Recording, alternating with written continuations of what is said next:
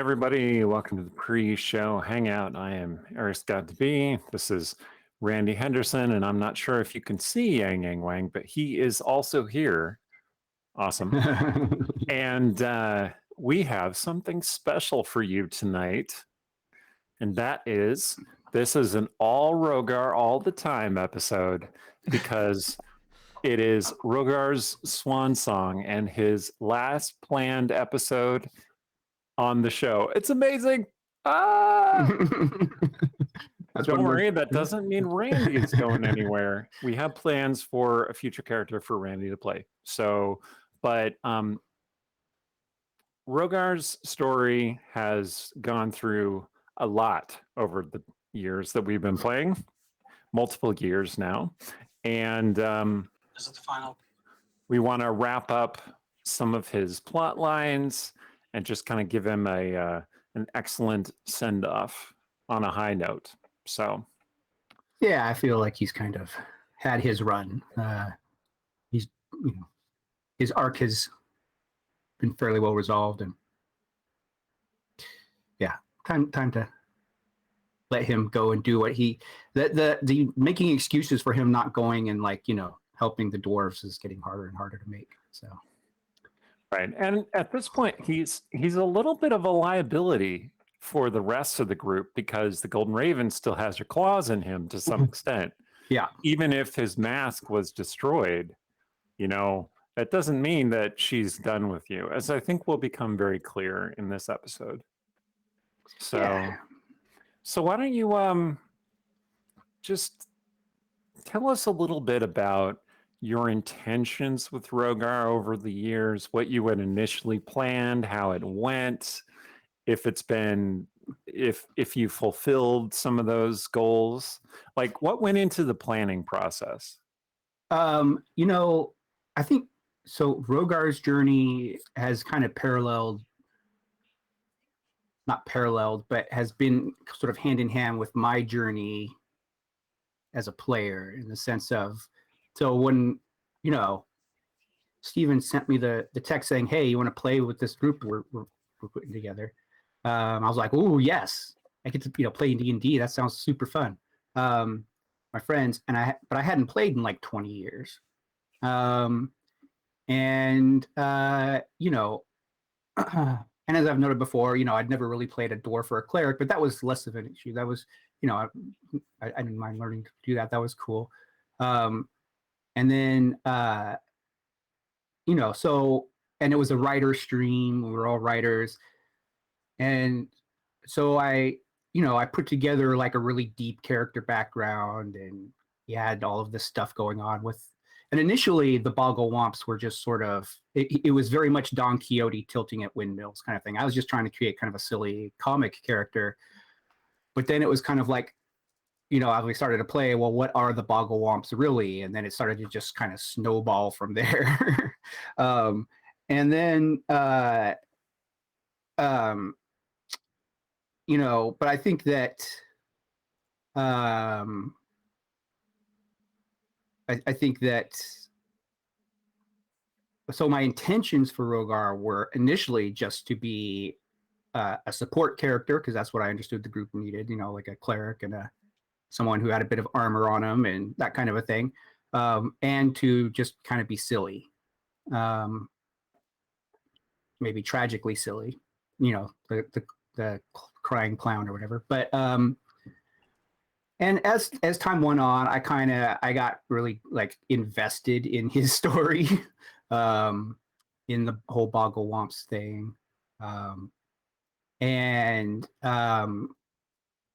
yeah, I think that having one of the major lessons I've learned over the course of this, and that my fellow Scrawlers have helped me to learn, is creating hooks for the character that the other characters can play into, or participate in, or that touch on them. So I think if I were to go back and with everything that I've learned in the past 2 years, I would probably have designed Rogar from the ground up differently. But not to say that I'm unhappy with or regret, you know, the journey that he's been on. I think it's a good one and an important one. His journey. I've just, you know, I think I've just, you know, learned a little bit more about character creation in the context of not a novel, but you know, role playing with a group like this. And I think that so it's been a journey for me as well as Rogar, I think, and I'm kind of excited for that. You know, the next step, sort of a thing. Kind of being able to start fresh with a new character. Yeah. I think, but yeah, you know, and his journey of, you know, feeling he is worthy and worthy of love, and that his kind of love is not wrong, was the important one for me. And then, you know, everything after that has just kind of been icing on the cake, sort of a thing. Yeah, that prompts several additional questions I was going to ask, so I'm just going to have to pick one of them. So let's start here. You mentioned the thing about us all being writers and about Yeah. a game being different from writing a novel. Mhm. Like, what's the nuance, the range you see between writing a single perspective main character, right, and like being part of an ensemble story? Like, what's been your experience with that? Yeah, so I think, you know, even in a novel, you can have an ensemble, or like, I mean, you can have something like the Avengers, right, which is an Sure. ensemble piece. Where, Sure. so I think that you can lift some of the lessons from that into role playing, in the sense of, you know, looking, you know, characters can be foils for each other, and they can also be mirrors for each other, and they can be, you know, so if you know that this character needs to learn lesson A, you can have your character in some way display the extremes of going either way on that lesson. If you you can also, so that they have that to play off of and see, oh, you know, this is what I should be a strive, or this is an example of something I can strive towards, or something I should be trying to avoid. I don't want to end up like so and so. So I think that's part of it. I think, Mm-hmm. and then, but I think the difference between the novel and or movie and the role playing is that, you know, the role playing is a novel. It is just you in control, right? So, and you can map everything out, and when you get to the end, you can go back and revise everything. You can, a lot of times you're adding that stuff in retrospect to try and, you know, and pull out things from different characters. You're combining characters. You might split off a character into two characters. You do a lot of that kind of work as a writer. Whereas if you are, you know, ensemble like this, where you're playing live and you're improving most of it, it's not about having this grand vision of how everyone's storylines are going to work out, but rather having just creating a character whose attributes open up doors for exploration of different things, and open up options for different characters to play off of. And, you know, in those characters, other characters can explore, you know, walk through those doors or not. Those other characters may explore those options or not, and you can't control which way they go. But it's just creating those sort of opportunities, I think, to bounce off of each other. Yeah, it has been a little bit like being in a live writer's room where we're all just throwing ideas around, and we can't edit anything. We can't take anything back. So it's all first draft all the time. Just all first draft, boom, boom, and it's got to be right there, which is, you know, the extra challenge. Which, as a writer, you never want to just show someone your first draft, right? But yeah, but unfortunately, we've been doing it for like 2 years now. Right. Yeah. There's so many episodes where afterwards I'm like, oh my god, I missed like this perfect opportunity to say this perfect thing there, but oh well, that would have been incredibly funny or emotional or whatever, and I was just like, sky's blue. You and I have traded plenty of Discord messages after the fact, and you're like, oh, why didn't I say this? And I'm like, it's that's how it goes sometimes. Yeah, but that's also part of like, this is me as a person. Certain things play into that. I have come to recognize that I think I have ADHD. I've kind of gone through some of the testing and stuff like that, and it's just my mind. There's a lot of fixation. There's a lot of things that go on in my brain, but also that I'm also like when I play video games, right? I'm like, I'll play the same level multiple times because I want to get it perfect. I want to like make sure that I did everything as perfectly and as optimally as I could. I used as few potions as I needed to. I lost as few hit points. Like for me, like I obsessed about those kind of things. Like I do that, and so and I never I'm the type of person who ends like the video game having never used all of the cool stuff that I got because I kept holding on to it because I was certain that I was going to need it more in the next thing, or so there's a lot of that goes on in my brain that I think plays into those after the episode going, oh, I should have done this, and oh, I could have said this. But that doesn't mean that like there's that in theater, that whole thing. I mean, if you're smiling on stage, if you mess up your line or you miss a step in a dance or whatever, as long as you're smiling and stuff, the audience doesn't know unless they've got the script in front of them or whatever, right? Nice. So it's just sort of like, it's a mistake in my head maybe, or it's a missed opportunity in my head. But in terms of what the viewers see or the experience that we all have together, it's not like it's not the end of the world, or it's not that it would have necessarily been better. It's just would have been different. I want to call everyone's attention to the poll in the chat, which is your favorite Rogar moment. There's some really good choices there. Currently in the lead is the Happy Earthquake, but there's also times that he interacted with Roomba, that first hookup with Ruin, and then, quote, Wild Rogar. Yeah, Wild Rogar. That was one of my favorite moments, definitely. Yeah. Oh man, you can't just like nudge the chat like that. Now everyone's gonna vote for Wild Rogar. It's fine. Fine. Oh, sorry. I mean, I like them all. Obviously, I loved my moments with Ruin. I loved my moments with Roomba. I don't know. Which were very different moments, to be clear. Yes. For health reasons.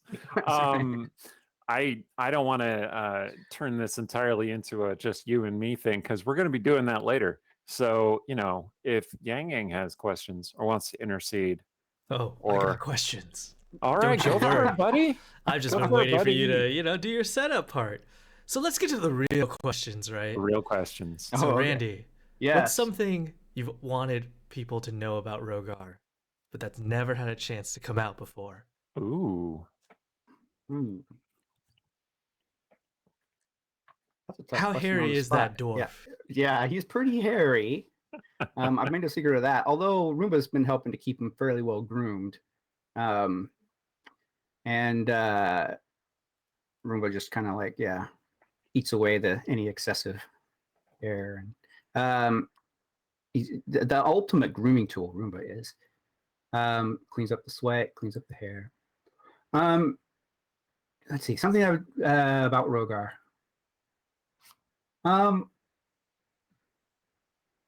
I can't. I'm sorry. My brain's just. Okay, I should also mention that I got my second booster this morning, so my brain's at 90% effective.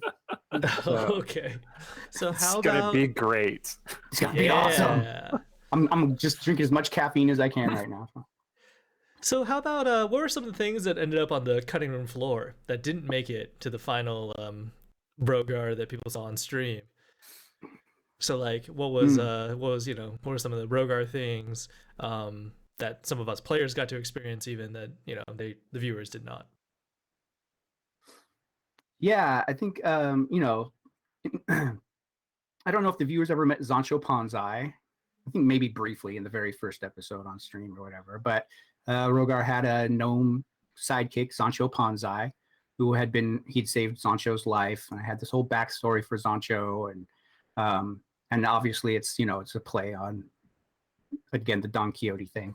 So, but yeah, he was this little gnome sidekick who would just disappear whenever there was danger. But yeah, it became we have so many players having sidekicks, our own individual sidekicks on top of that was just too much. So Zancho kind of disappeared right away.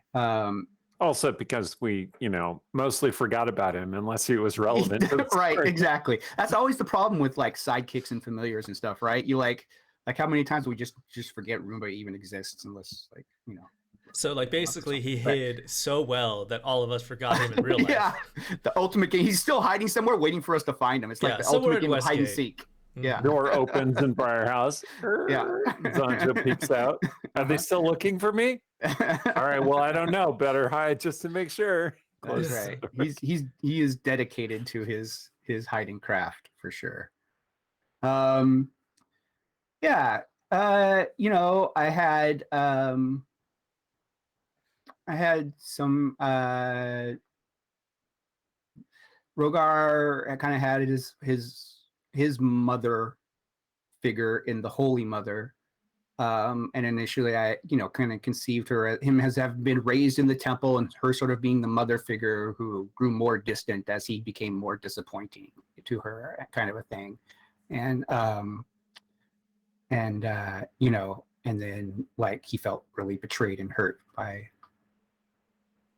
her when basically she just didn't approve of his choices. So there was that. Yeah, he had his first love, Adric, back at the temple. He had a big crush on this handsome basically a apprentice to Moradin, the Temple of Moradin, a blacksmith, super hot blacksmith dude. They got caught kissing. Adric got sent away to another temple.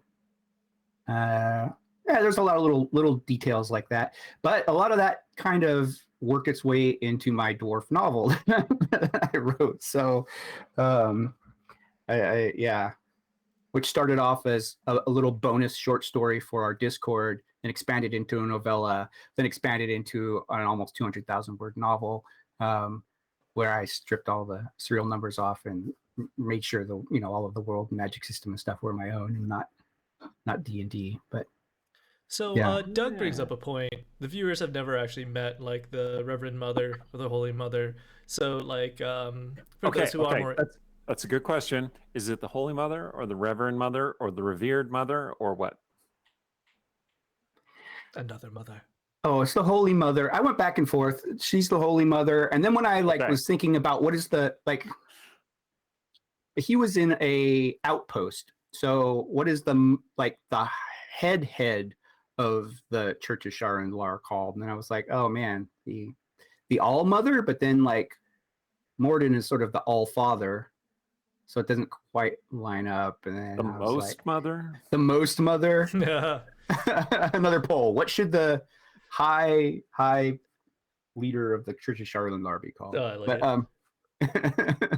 All right, we'll go with Holy Mother. Yeah, the Holy Mother. She's the Holy Mother of the church at the outpost. Rogar came from the Storming Mountains outpost. So. Yeah. All right. She a dwarf? I cut off Yang Yang's question. So sorry. Go ahead, buddy. So like, is she a dwarf? Are we? If we're not going to get a chance to meet her in this session, like we probably won't then get a chance to meet her. So I don't know. Just tell us a little bit more. Oh, we are going to. Okay. Well, then tell us nothing. I'm excited to see what happens. She I have no is idea a dwarf. Yes. Okay. Yeah, I figured that.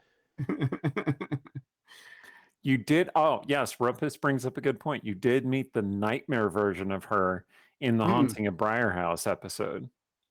Rumpus is that's true. He's a living Dungeon Scrawlers Wikipedia. Like it's amazing. Yeah, unbelievable. I just love it. think, you When are amazing. When we started the show, Aaron was our lore bot, like our designated lore bot for the show, and now Rumpus is like the designated lore bot of the show.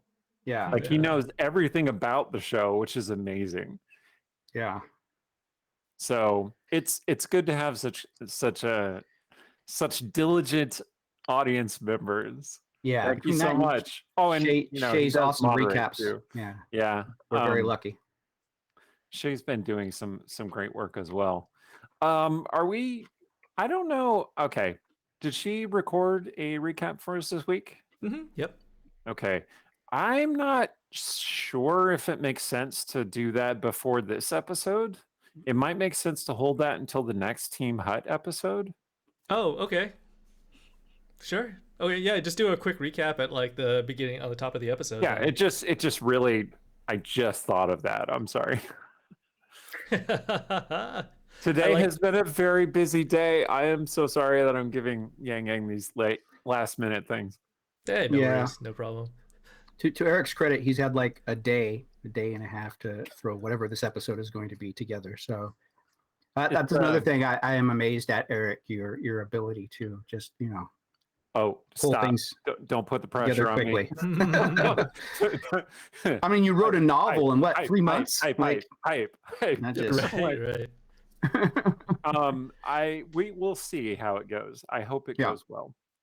Okay, so Randy, the poll finished, and the viewers said that the Happy Earthquake was their favorite Rogar moment. Aw. Yeah, I liked that one too. I mean, it was nice. Charlin's Arcane. I mean, and it was an amazing, like, I think that was the first time I tried that, whatever, the Divine Intervention. Yeah. And got it, like, the first time. Like, that was an amazing moment. Devastated the city of Westgate. Yeah. Yeah. Well, didn't you hit 2 of those divine interventions in a row? I did. Yeah. He did. And then I was going for the hat trick, but the third time I failed.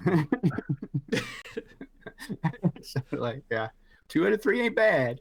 2 out of 3 is amazing. Yeah. Right. Yeah. See, that was one of those moments in the campaign when I was just like, what? You did that and you succeeded? What? Yeah. And then again? Throw all my careful plans into just... Yeah, I have to say that I think the Happy Earthquake is probably my favorite because I feel like the way Eric rolled with it and the way it, like, the moment that resulted afterwards was really quite nice. Like, I oftentimes think, like, what if, right, when I think about, like, the Dungeon Scrawlers episodes, because, like, we're so, like, improvisational and we could just, like, go in any direction anytime. What if the Happy Earthquake hadn't happened? Like, what if it failed? It was just, like, Rogar in the room, and, like, Sturge was, like, skulking around somewhere. He was running Everybody away. else is Sturge was running away and leaving me with Lazar Rogar to about die. to, like, yeah. Okay. So, yeah, like, the big what if, like, what would have happened? I don't know. But But have Rogar serendipitous. resurrect it. Oh, wait, no. No, we I were mean, such low if level. you're gonna leave someone to die, don't leave the healer to die. The Oh, he can heal healer's the one- himself. The Yeah. healer's the Yeah, one he's who got can save somebody. Yeah. He's wearing plate. Well, to be fair, I'm pretty sure Sturge at that point had low enough hit points that one Finger of Death spell would have just killed him outright. So Rogar's always been a little bit of a tank in that regard. So maybe Rogar could have lasted a couple rounds. But you were still facing, an Archmage who's slinging around 9th level spells. So Yeah. So, in terms of like those like what if moments, did you have any other what if moment highlights, Randy? You said you think about these sort of moments a lot after the episodes have ended. Are there any that really stuck with you? I mean, for some reason, I think it was like episode 4. Like, we faced off against the Twilight Knight finally revealed, and I can't remember what my regret was. Rongar somehow ended up summoning Vindicator for the first time, I think, and yeah, Vindicator's been an interesting thread that's run through the game. that obviously Vindicator comes from my Shadowbane novels, and just Rogar has wielded it on a couple of occasions, notable occasions, Yeah. when it's made a big difference. Most recently, he destroyed the Agral with it, so that ruining the Night King's ritual.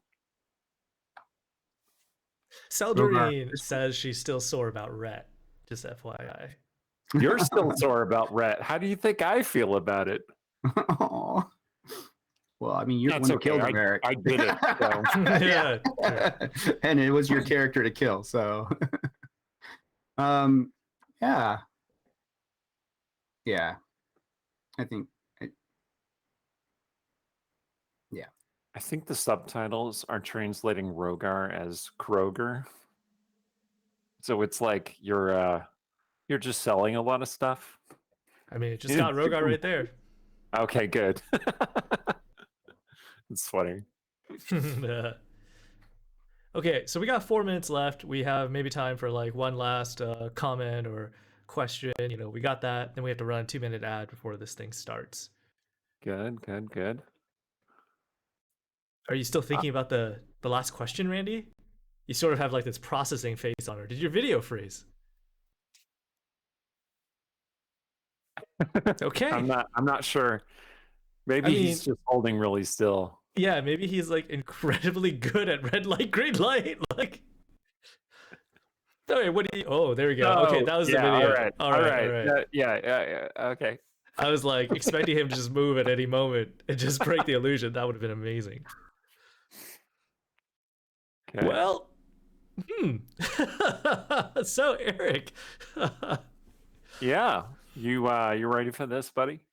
Yeah. I mean, this is the very first one-on-one episode that we've had, so it's really interesting.